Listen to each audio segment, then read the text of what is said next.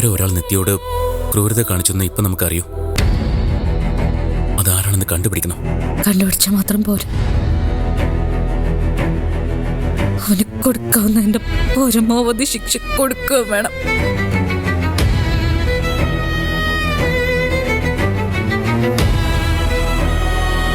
ആ ജോലി ഒരിക്കലും ഈ നാട്ടിലെ നിയമ സംവിധാനങ്ങൾക്ക് വിട്ടുകൊടുക്കാൻ ഞാൻ തയ്യാറല്ല.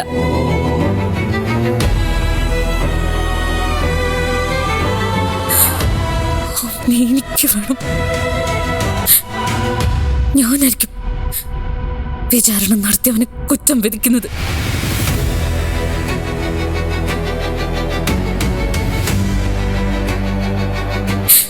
ഞാനായിരിക്കും അവനുള്ള ശിക്ഷ വിധിക്കുന്നത്.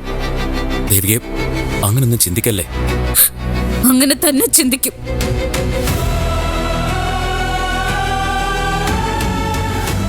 അങ്ങനെ ചിന്തിക്കൂ.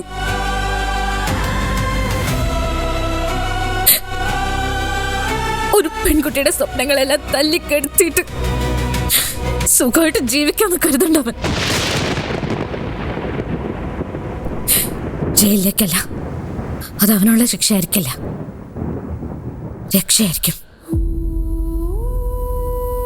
അവൻ അയക്കേണ്ടത് ജയിലിലേക്കല്ല, ഓരോ ലോകത്തേക്കും.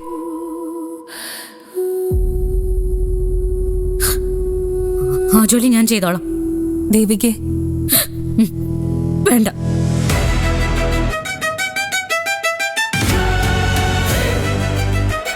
ആരും ഈ തീരുമാനത്തിൽ എന്നെ പിന്തിരിപ്പിക്കാൻ നോക്കണ്ട. ഞാനെല്ലാം തീരുമാനിച്ചു കഴിഞ്ഞു.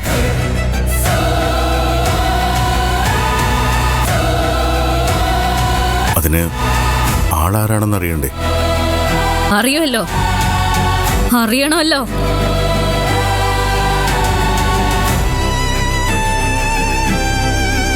എന്ത് വില കൊടുത്തും ഞാനത് കണ്ടുപിടിക്കും.